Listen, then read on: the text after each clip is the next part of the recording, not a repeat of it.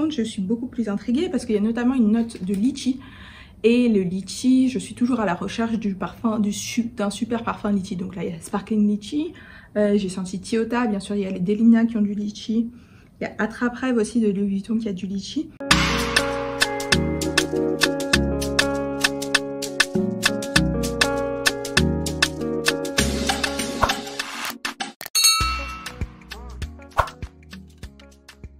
Bonjour à toutes et à tous, bienvenue ou re-bienvenue sur ma chaîne, je suis Iman et pour commencer déjà bonne année, bonne et heureuse année comme on dit, mes meilleurs vœux de santé, de bonheur pour vous et toute votre famille.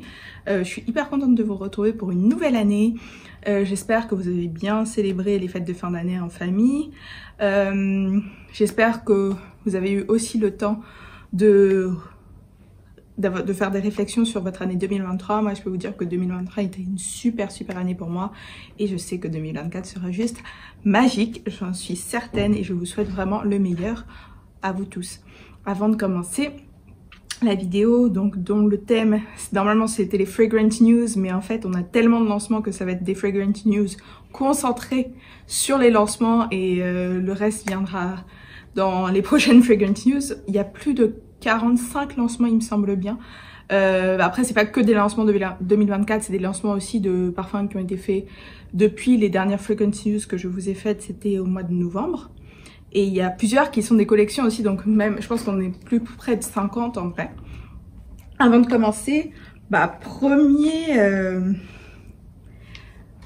première senteur du jour à vous partager, donc mettez-moi en commentaire déjà votre senteur du jour. Et moi aujourd'hui ma senteur du jour c'est un layering, donc j'ai Champagne Toast de Bath & Body Works, donc c'est un fruité, on a du champagne, des baies et de la tangerine, et j'ai mis un layering avec Eden Sparkling Litchi, donc le nouveau parfum de chez Kayali que je viens de recevoir. Dans la même gamme que, dans le même esprit que Juicy Apple, si vous vous souvenez quand j'avais fait la vidéo Juicy Apple, c'est vraiment pas mon préféré. Là c'est dans la même famille mais c'est un peu différent, je dois l'avouer, donc très bientôt je vous ferai la revue parce que j'ai reçu ça et j'ai reçu The Wedding Silk Santal enfin, donc je ferai la revue très vite. J'ai pas encore reçu les Oudgasm, mais d'ici quelques semaines je devrais les avoir pour faire une revue plus complète. Donc avant de commencer ma senteur du jour, donc qui est ce layering, et mettez-moi en commentaire votre senteur du jour et on va commencer ça. On va essayer d'aller rapidement parce qu'il y a vraiment beaucoup de choses à voir. Comme l'année dernière, j'ai un petit peu séparé donc les parfums designer d'abord et ensuite les parfums niche. Et quand je dis niche, encore une fois, je mets aussi les gammes designer mais private blend. Voilà les gammes privées parce que c'est des prix qui sont plus proches de la niche que du mainstream. On va dire ça comme ça. Donc on va commencer avec nos chers amis de chez Zara.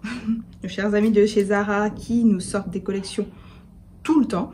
Mais en premier, c'est pas vraiment un parfum mais je voulais quand même le mentionner. C'est Red Temptation Shimmering Oil, donc l'huile pétillante, l'huile scintillante pardon de Red Temptation, et je trouve que c'est très sympa d'avoir fait ça parce que je sais que Baccarat Rouge, il y a eu l'huile scintillante l'année dernière qui a fait un carton et là je sais qu'ils ont sorti pour Oud Satin Mood.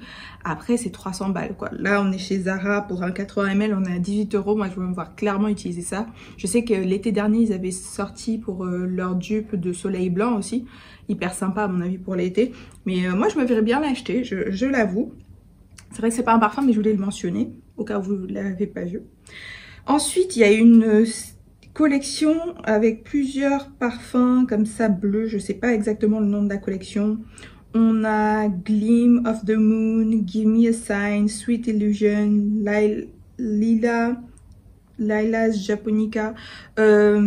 Elle me dit trop rien cette collection là, pour être honnête, il n'y a rien qui me parle. Après je pense que c'est le genre de parfum qu'il faut vraiment sentir pardon, pour se donner une idée.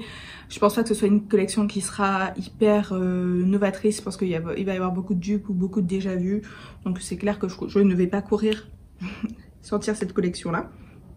Et c'est sûr que je ne ferai pas d'achat à l'aveugle. Après, on a une autre collection qui est peut-être un peu plus intéressante, qui s'appelle Silent Flowers. En fait, donc chaque parfum est autour d'une fleur en particulier. Donc on a Brûlante Violette, Parfait d'Orchidée, Pétales d'ambre, Romance d'iris. Il y en a vraiment plusieurs, donc je mettrai tout comme d'habitude ici. Celle-là est peut-être un peu plus chère, je crois c'est 39,95 € quand même, donc ça a l'air d'être c'est des 100 ml, ça a l'air d'être des parfums assez sympathiques. Après moi je suis pas une grande fan de parfums fleuris, il y en a peut-être qui vont être très sympas je pense en layering, mais encore une fois je pense que c'est une collection qu'il faut sentir et il faut tomber sur celui qu'on aime pour vraiment, parce qu'il y en a vraiment tellement que je vois personne aller, en tout cas pas moi, faire un blind buy sur 6, 8, 10 parfums juste comme ça, non. Ensuite, on a Escada, donc ça, je pense que ça va être leur sortie annuelle estivale. Nectar de Costa Rica. C'est un parfum fruité, tropical. On est complètement dans l'univers Escada. Le flacon ressemble, comme deux gouttes d'eau, à celui de Santorini Sunrise de l'année dernière. Je pense que ça va être sympa. C'est du Escada. Je ne pense pas que ça va être quelque chose qui va casser trois pattes à un canard. Mais voilà, Escada, c'est une marque que je trouve que elle a son ADN, elle a son public et voilà quoi. Elle embête personne. Et les prix sont pas déconnants non plus. Ensuite, là, on a des parfums un peu célébrités. On a Nicki Minaj qui nous a sorti Pink Friday 2. Je crois qu'il y a de l'ananas. C'est pas le premier parfum de Nicki Minaj. Après, je vous avoue que c'est pas un parfum qui me dit quoi que ce soit. Le flacon, clairement, est tellement tacky qu'il faut être fan de Nicki Minaj pour acheter ça. Après, j'aime bien Nicki Minaj, mais je suis pas... je sais pas si je peux dire que je fais partie des Barbs. Mais si je l'aime beaucoup et que c'est une Sagittaire comme moi. Mais non, là, c'est vraiment pour les fans, ça à mon avis. Ensuite, on a Billie Eilish qui nous sort numéro 3. Donc apparemment, elle nous en sort un chaque année. Et là, le flacon est rouge. Et clairement, de ce que j'ai pu entendre, voir, lire, c'est un dupe de Baccarat rouge. Enfin, c'est quelque chose qui va dans la famille Baccarat rouge. Donc non, pas du tout intéressé. Ensuite, on a Victoria Beckham. Donc là, c'est aussi un petit peu haut de gamme, même si c'est vrai que c'est une célébrité, qui, dans sa marque Victoria Beckham Beauty, nous a sorti des parfums. Il y a plusieurs collections qui apparemment reprennent des souvenirs de villes ou d'endroits où elle a été avec sa famille. C'est assez sympathique. Après, moi, personnellement, je pense pas que ça me dise grand-chose. Après, si je tombe dessus, je sais pas, moi, à l'aéroport, j'irai les sentir, mais je me vois pas acheter ça. Ensuite, on a bien sûr Soy de Janeiro qui nous a sorti cette nouvelle brume. Mais je pense qu'elle est centrée sur la violette. Donc, je sais pas trop à quoi m'attendre. Je pense que c'est quelque chose que je vais devoir aller sentir. Comme la After Hours qui est sortie il y a quelques temps. Dès que je mets les pieds chez Sephora et qu'elle est disponible, il y a un testeur, j'essaierai. Mais je sais pas. D'ailleurs, là, j'ai une de mes Chirosa que je pense faire sortir. Là, je vais faire un declutter. En fait, pour rien en cacher, je déménage. Donc, j'ai commencé à faire un declutter. Vous pouvez même voir que là, mes chaussures, je vais pas remarquer. Et j'en ai enlevé pas mal. J'en ai donné. Et j'ai commencé à faire la même chose pour mes parfums. Là, je vais peut-être les vendre parce que pour la majorité, ils sont quand même assez pleins. Donc, je pense que la 68, je vais la donner. Enfin, la vendre. Ou la donner, on verra bien. Donc ça, à voir. Ensuite, on a Carolina Herrera qui nous sort Good Girl Blush Elixir. Ça me dit rien. Voilà, Good Girl Blush. J'ai sorti l'année dernière, j'ai pas du tout aimé. Le flacon est joli, hein, mais non. Ça me dit rien du tout. Et appelez le flanker Elixir et après, il n'y a pas la tenue d'un Elixir. Franchement, ça va être décevant à mon avis. On a Givenchy qui nous sort Irrésistible Very Floral, donc une approche plus florale à Irrésistible normale. Moi, Irrésistible, j'aime bien, surtout l'eau fraîche. Là, le flacon est un petit peu différent, là où les autres étaient plutôt carrés. Là, on a quelque chose de rectangulaire. Je sais pas, j'irai le sortir, mais je m'attends pas à grand chose, on va être honnête. On a My Way qui nous sort... c'est quoi le nom du coup? Je mettrai le nom là, je ne retrouve plus. Mais le flacon est très très beau. Je sais pas si c'est pas Nectar d'ailleurs. Un truc comme ça. Je mettrai le nom, j'ai oublié. Là, j'ai la photo du flacon et les notes, j'ai oublié le nom. Ça m'a l'air d'être une approche plus fruitée. Il y a de la poire plus fruitée à My Way. Pourquoi pas, j'irai le sentir. J'ai pas encore trouvé le My Way qui m'a pris par les tripes. Je pense que mon préféré de My Way, c'est le floral, qui d'ailleurs n'est pas si floral que ça, qui est plus fruité. Il a un côté un peu acidulé, un peu hespéridé. Donc je verrai bien ce que celui-là donne avec l'accord de poire. Ensuite, on a Narciso. Déjà, alors Narciso, le All of Me, très décevant. Je vous dis, j'ai même pas senti, mais je sais qu'il est décevant d'avance. Qui nous sort For Her Musk Nude, un floral musqué. Ça a l'air sympa, mais j'espère que c'est pas un truc hyper léger. En fait, j'aime bien quand Narciso, il nous travaille les muscles et qu'il y a vraiment du corps, il y a quelque chose à sentir. Pas les trucs légers, aériens qui sentent rien. Et apparemment, ils ont sorti aussi la même, enfin, un autre parfum comme ça, mais homme. Après, ben, je vous parle pas forcément de parfum homme parce que j'y connais pas grand chose. Mais bon, voilà. Là, par contre, on tombe sur un truc qui me dit vraiment Flower Bomb Tiger Lily. Alors, il y a 2 ans exactement, ils nous ont sorti Ruby Orchid, qui est le premier, le seul Flower Bomb de ma collection.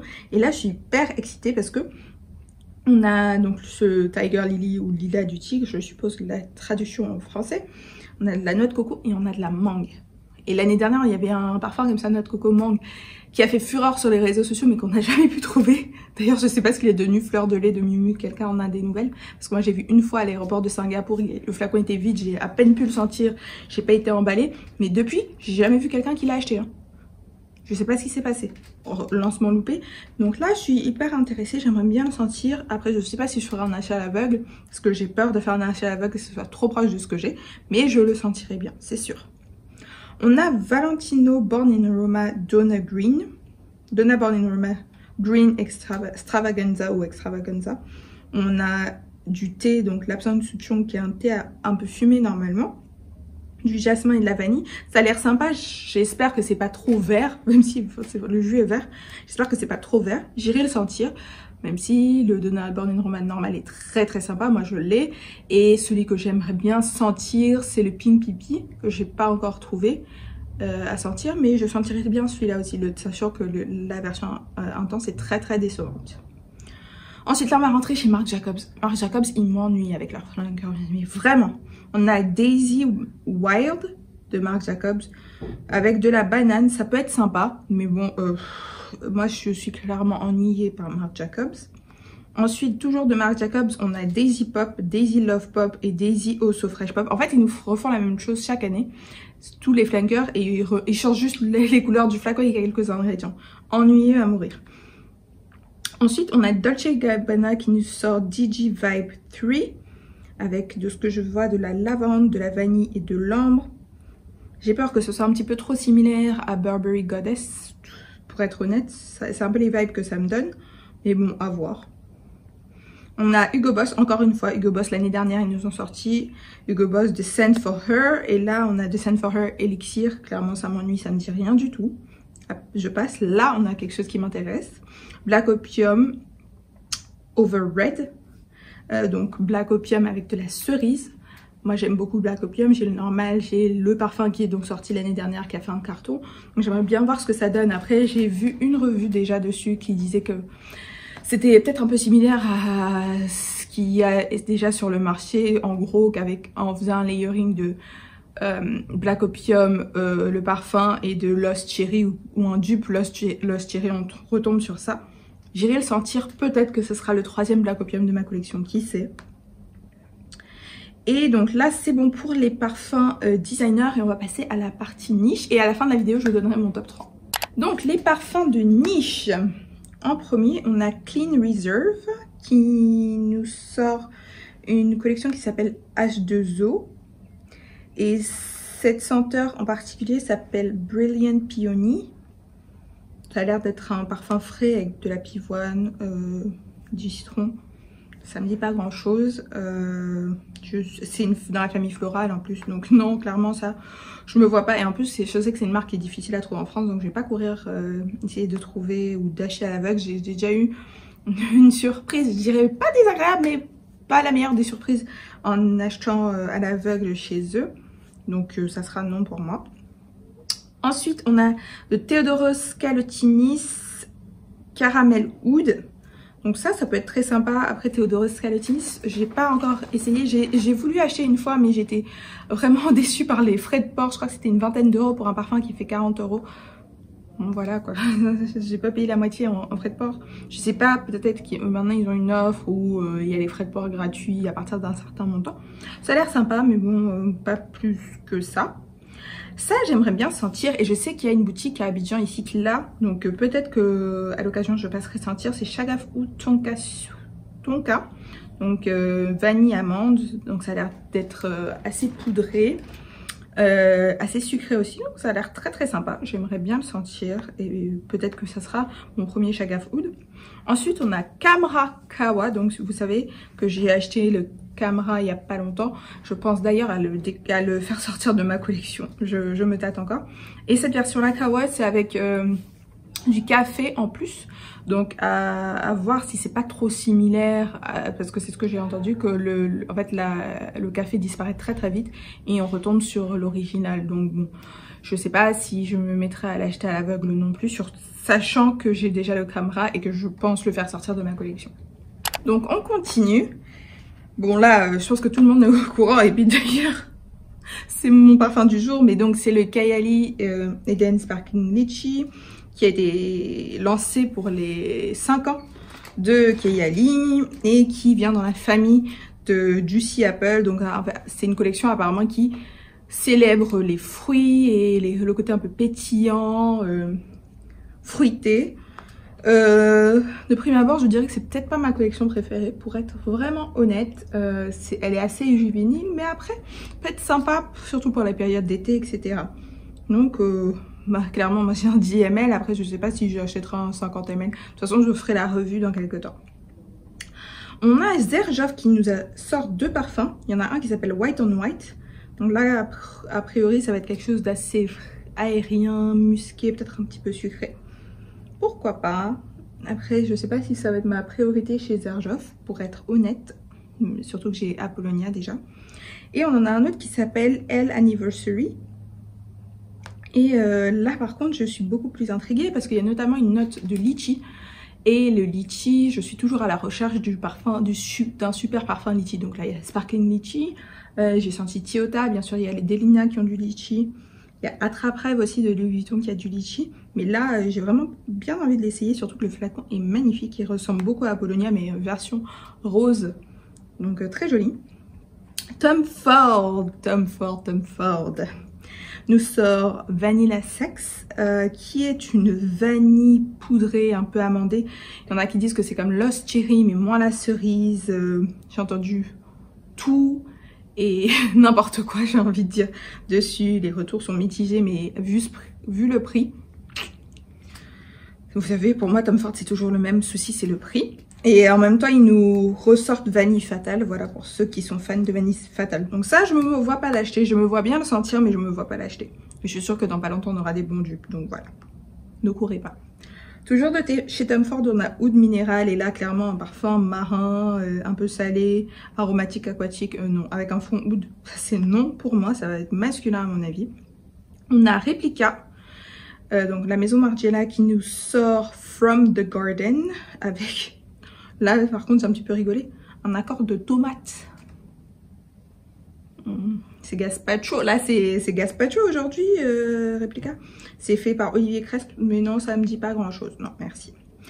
De chez Micallef, on a Oud Provocant, ça a l'air sympathique. Après je vous avoue que Micallef, encore une fois, c'est une marque, pas qui me dit rien, mais je me suis jamais sentie particulièrement attirée par les parfums Micallef. Je sais qu'il y en a qui sont très très populaires. Chez la vanille, j'ai oublié le nom. Ylang Gold. Il y en a plusieurs comme ça, mais bon, il y a Glamour aussi, qui est apparemment très similaire à l'ancienne formulation d'Alien. Mais non, c'est pas encore pour moi. Ensuite, on a une marque qui est... je crois qu'elle est coréenne d'ailleurs, Born to Stand Out, qui nous sort 3 parfums. On a Mad Honey, Happy Nuts, donc avec pistache, amande. Et on a Nanatopia avec banane, caramel et un peu rhum. J'ai l'impression que ça va être très similaire au parfum Navitus en collaboration avec AI The Great, qui s'appelle Ambrosia Imperial, qui est sorti cette année, je pense à peu près l'été. C'est très similaire. Après, j'avoue que banane, c'est un ingrédient qui est pas très utilisé en parfumerie. Je sais qu'à un moment, Mona Kattan avait fait une vidéo avec The Fraser Grants Guy où elle avait à peu près fait comprendre qu'elle travaille sur un parfum banane. Après, je sais pas si c'est vrai ou pas, parce que selon la vidéo, c'était pour l'été 2023 qui est passé et il n'y en a pas eu, donc voilà. Après, cette marque-là, je sais pas s'il est disponible en France. Ça a l'air sympa, mais bon, voilà, ça me dit pas plus que ça. Si je tombe dessus, bien sûr, je sentirai. Armani nous a sorti 2 parfums. On a Rondo Armaniano. Je sais pas ce que ça va donner. Et cette collection-là d'Armani, elle me dit pas grand-chose. Ensuite, on a blanc Kogan et noir Kogan. Les flacons sont superbes. Après, je sais pas ce que ça va donner en termes d'ingrédients et en termes de prix surtout. Sachant qu'en ce moment, on a mon gros crush chez Armani. C'est la première fois que j'ai un crush comme ça chez Armani. C'est Magenta Tanzanite. Il est magnifique ce parfum. En fait, je crois que je suis de plus en plus fan des parfums, comme on dit, warm spicy, épicé chaud. Avec un côté floral, il est magnifique. Magnifique. Très similaire, c'est vrai, à Minuit et demi de Demi Rolling. Mais il est incroyable, avec une tenue. Ouf. De chez Kilian, on a Born to be Unforgettable, qui est apparemment une réédition d'un parfum qui s'appelait Boys. Je sais pas comment penser parce qu'il y a du coca, du citron et de la cannelle. Avec un fond de vanille et de cèdre. Je sais pas comment en penser, honnêtement. Ensuite, on a Guerlain qui nous sort Neroli plein sud. Donc ça, je pense que a priori, c'est pas pour moi. J'aime bien le Neroli, mais ça dépend de comment c'est travaillé. Et à ce prix-là, je suis pas sûre d'être si fan de Neroli que ça. Et on a Cheval Blanc. Le flacon est magnifique, là. La photo est superbe. Mais je sais pas ce que ça donne en termes d'ambiance. Donc pour le moment, pour moi, c'est non. De chez Guerlain, les deux que je me verrais acheter, bah, c'est Fève Gourmande, qui est donc la réédition de Gourmand Coquin qu'il faut que je sente. Et ou Spiritueuse Double Vanille, voire Angélique Noire. Quoique le Tobacco Honey aussi, apparemment, il a l'air très sympa. Donc quand je peux, j'irai sentir tout ça chez Guerlain. Ensuite, on a Carolina Herrera qui nous sort une collection de 6 parfums. Je pense que le thème, c'est autour du calendrier lunaire, donc du nouvel an chinois à peu près. Ça s'appelle Lunar Lover, donc ouais, je vois bien l'ambiance. Non, ça me dit rien. Désolée. En plus, c'est la collection un peu private blend de Carolina Herrera, donc non. On a Chopard qui nous sort Vanille Malika. Le flacon est magnifique, la photo est très belle. Après, je me demande ce que ça donne en termes de prix. Je ne sais pas si j'ai même déjà senti un parfum Chopard, pour être honnête. On a Jo Malone qui nous sort Red Hibiscus. Je me demande si c'est pas une sortie, enfin une réédition du parfum qu'ils ont sorti l'été, c'était été 2022. Ils avaient un parfum à l'hibiscus dans cette collection-là, donc c'est peut-être la même chose en vrai. On a Sparkling Joy de Wilhelm Perfumery. Et je sais pas ce que ça va donner. Moi, pour le moment, celui que je veux vraiment sortir, c'est Mango Skin. Donc, on verra bien. Ensuite, on a de chez État Libre d'Orange. Comment ça s'appelle? Clean Suede. Cette marque-là non plus ne me dit pas grand-chose pour être tout à fait honnête. On a un nouveau parfum chez Dior qui s'appelle New Look, qui a un ambré aldéhyde. Je sais pas du tout ce que ça va donner, mais ça m'a l'air vraiment très masculin. Voilà. Donc bah là, on va passer à mon top 3. Dites-moi en commentaire lesquels vous intéressent et je vous partage les miens. Alors mon top 3, je pense que ça va être très facile et c'est pas dans un ordre particulier, c'est juste les 3 qui me donnent vraiment envie. Et je pense que vous avez pu le voir quand j'en ai parlé. Ça va être Flower Bomb Tiger Lily, Black Opium Over Red et Xerjoff L Anniversary. Je pense que c'est les 3 que je me verrai bien tester / mettre sur ma wishlist. Mais on verra bien. Dites-moi en commentaire donc lesquels vous intéressent, sachant que c'est vraiment la première fournée de parfums là pour 2024. Mais je sais, là si on a plus de 45 voire 50 rien que là sur janvier, je peux vous dire qu'on finit l'année à 3000 parfums, hein, facile. D'ailleurs, j'aimerais bien savoir combien de parfums sont sortis l'année dernière. Ça doit être une info qui doit être disponible quelque part, mais j'aimerais bien la connaître. Si jamais vous avez une idée, n'hésitez pas à mettre en commentaire. Et du coup, juste rapidement, pour les Fragrance News, donc vous savez que j'aime bien mettre les informations un peu de l'industrie, des repackages, etc. La première information, c'est que la marque Maison Francis Kurkdjian est désormais disponible sur le site de Sephora en France. Donc c'est assez sympathique. J'ai vu, j'ai vu le 5 novembre. Mais depuis je ne vous ai pas fait de vidéo. Donc c'est assez intéressant. Donc je me demande si ça va être du coup disponible dans plus de boutiques. Donc les gens, parce que qu'on se dise la vérité, les boutiques de niche, souvent c'est assez impressionnant de rentrer. On n'est pas aussi à l'aise, on se sent pas forcément à notre place. Donc je trouve que c'est bien que ce soit chez Sephora, comme ça sera accessible à un plus grand nombre de personnes et on va pouvoir être plus familier entre guillemets avec la marque. Après je dis pas que tout le monde doit aller acheter Baccarat Rouge demain, mais je trouve que c'est sympa. Et je crois qu'ils en ont de plus en plus des marques comme ça. Je crois qu'ils ont Penhaligon's aussi chez Sephora. Ils ont de plus en plus de marques de niche. C'est très bien pour je dirais vulgariser des marques, même si c'est vrai que des marques de niche elles sont pas vraiment à la recherche de vulgarisation, mais je trouve que c'est pas mal.